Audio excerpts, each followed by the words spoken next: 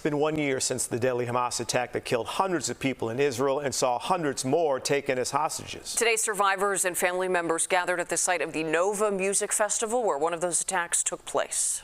The healing process is not something that you can finish in one day. There's no magic that can heal that wound.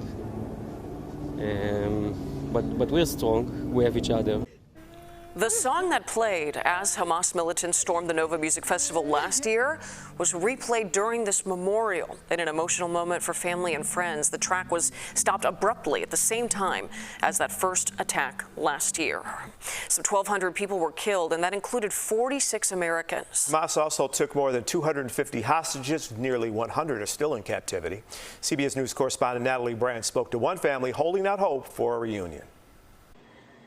Jim and Marie, I spoke to the cousin of one of the hostages still being held, and she says for her family, the past year has been like one long day. She says they've been reliving October 7th again and again and cannot start to heal until the hostages come home.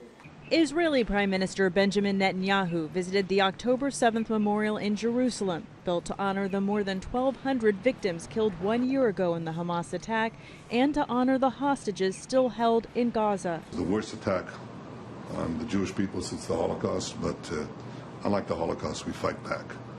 And we're fighting like lions with the support of the American government, the American people. Netanyahu also thanked U.S. Senators Richard Blumenthal and Lindsey Graham, who traveled to Israel to mark the day. At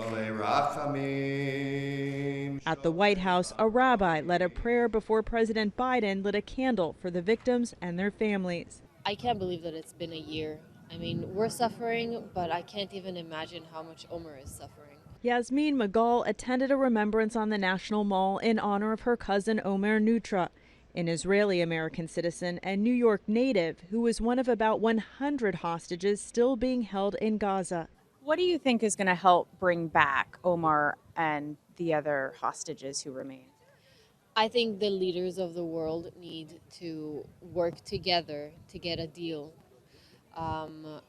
Sadly, we do have to make a deal with Hamas, because this is the only way to get them back alive. As people in the Middle East fear a widening conflict, demonstrators in the region protested the year-long war that has also killed an estimated 40,000 Palestinians. Back at the memorial rally in Washington, do you think that the Middle East can have peace? Of course. Bahram Faruzanfar, originally from Iran, says he's standing with Israel and praying for peace.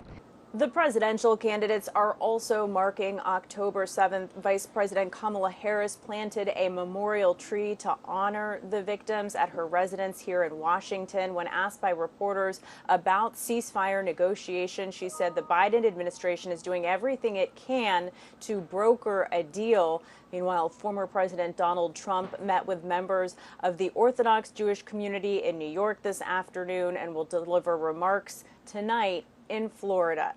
Natalie Brand, CBS News, Chicago.